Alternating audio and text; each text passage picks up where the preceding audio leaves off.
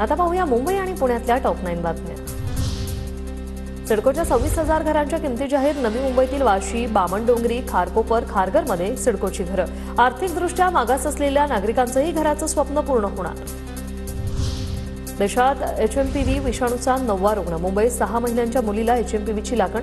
पवई येथील हिरानंदानी रुग्णालयात 6 महिन्यांच्या बाळाला संसर्ग झाल्याची माहिती।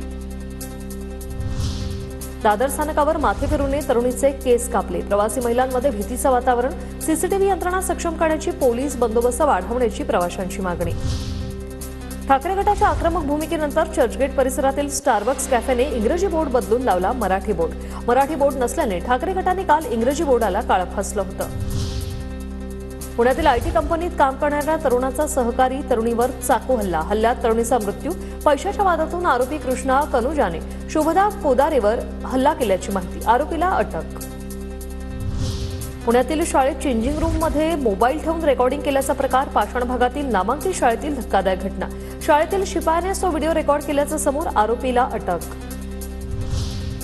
पुण्यातील हनुमान टेकडीवर कोयत्याचा धाक दाखवून लूटमार करणारे आरोपी जेरबंद। त्यांच्याकडून 4 लाखांचा मुद्देमालही जप्त।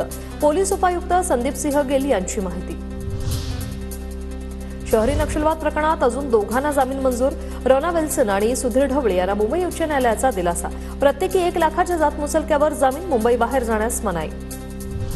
कुर्ल्यात बस चालकाच्या समयसूचकतेमुळे दुर्घटना टळली। कुर्ल्यात बेस्ट बसची रस्त्यावर चालणाऱ्याला धडक। अपघातात व्यक्ती किरकोळ जखमी। चालकामुळे दुर्घटना टळली।